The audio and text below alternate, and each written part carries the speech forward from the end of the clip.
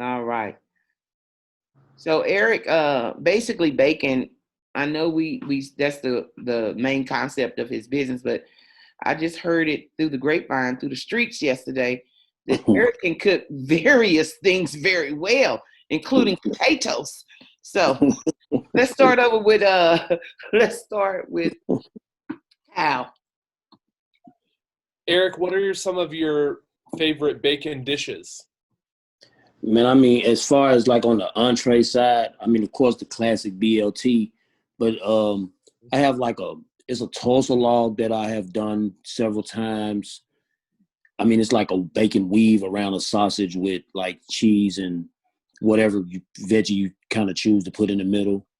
But pretty much everything, I've went all the way around the board because I've been exploring, trying to get to a basic menu. You know what I'm saying? Yeah, are you having friends and family taste it? That's the only way it's gonna work. What time should I get over tonight? Man, hey, anytime, man. Let me know you coming, man.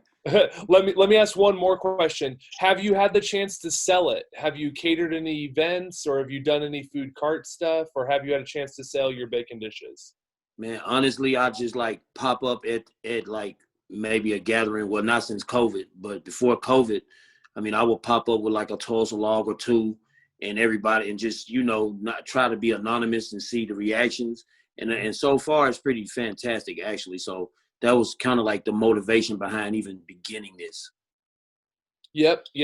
And that's what it takes. You always start with what you got and you build it one piece at a time. So I love that you're getting your product out there, and I'm sure you're learning a lot along the way. So keep growing your brand and your marketing and letting people know what your goals are, speaking those dreams into reality, and just keep making delicious food and selling it. I think there's a lot of potential here to, start small and see where it goes. And it could grow into a product on the grocery store shelves. You could have a restaurant. There is a lot of change happening right now in the food and hospitality industry. So definitely keep track on how other businesses are making it through this COVID stuff and what sort of changes they're having to make. And just remember that when it comes to selling delicious food, it doesn't have to be a brick and mortar. There are a bunch of other ways that you can sell food. And a lot of people are being forced to explore those options right now. So you have imminent flexibility, being that you're just a startup. So really use this season to learn, just like you are, by getting your food out there and getting feedback on it. Keep up the good work, brother. Yes, sir. Jessica. Hi, Eric. How you doing, Ms. Williams? I have multiple things I love about your pitch. Comfort food, community, friends. Who doesn't like to come together over good food, especially comfort food? We are in the South. I also really love that you want high quality ingredients and you're willing to stay local and support our other farmers and other business owners and things like that. I think you could really get good relationships built and you could do events together and then grow your business. I also it really seems that you have a budget on track that's in your mind. You already seem to have budgeted, I want to be on local radio, not just social media. So I love that you're really thinking more outside the box. Let's see, what else? I took so many notes and everything. I think those are the main highlights. I just really like that it seems like you really put pen to paper to figure out how much is this going to cost. If you win, you know exactly where the money is going to go. So keep doing those things. I love the idea. Love comfort food, friends, family. So I think you really have a good idea. Thank you. Sonia.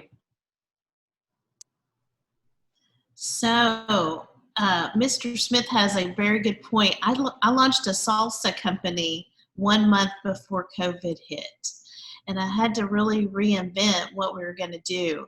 And what has really been successful, which we had no idea we weren't going to plan to do this, was delivery. So we deliver the salsa to people's doors, and they are so excited to get salsa at their door. I can't imagine how excited they would be to get bacon at their door. I want some bacon at my door. So think about that. And I know a lot about commercial kitchens now and where you can make your food. Now, the one I know of doesn't do meat, but I'm sure there's some places that we can do that, figure that out. So we got to look at that. I think I want to hear more clarity on your 3 to 6 month plan. I think just like laying it out, however that works for you, just, say, okay, this is what I want to do here and here and then here. The last thing I want to say is I love how slow and intentional you speak. And that allows me to digest what you're saying to me. And I think when you do that as you continue to pitch, because you're going to pitch this over and over and over and over, that's going to be one of your main strengths. Yes, ma'am. Thank you for your insight. Sarah? Hi, Erreck. I agree. I enjoyed just listening to you. I felt like, you just have a very warm and open persona, just the way that you present. And so I think always showing up the same way that you showed up in that video. And it seems like that's just how you are when you show up in a situation. I think that can make a business successful. Some of the things that other folks hit on that I also really liked is that you did talk about food bringing people together. I love when you talked about what kind of ingredients are so important that end up making, like a superior product.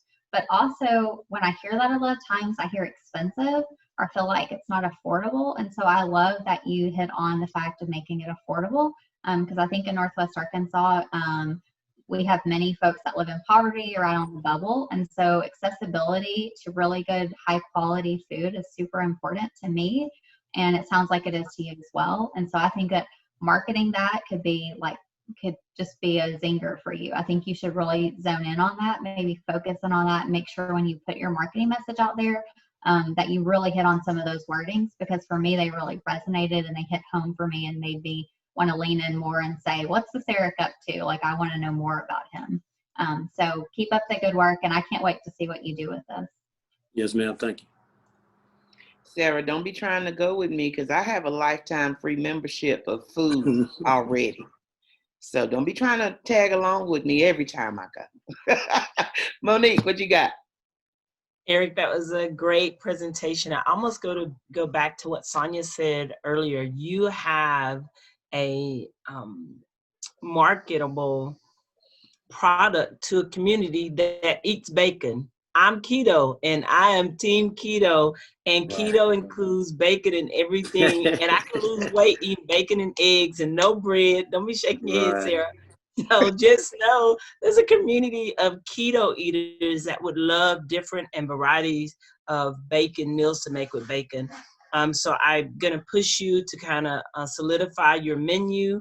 I'm also going to ask you, I'm going to challenge you to start putting dollars to what is it costing you on your ingredients, your time, your labor, your delivery, so you can weigh whether or not your expenses are exceeding what you're charging. And if you don't balance that, you could be upside down, and you don't want to find out later that you're spending more to make it than you're actually bringing in.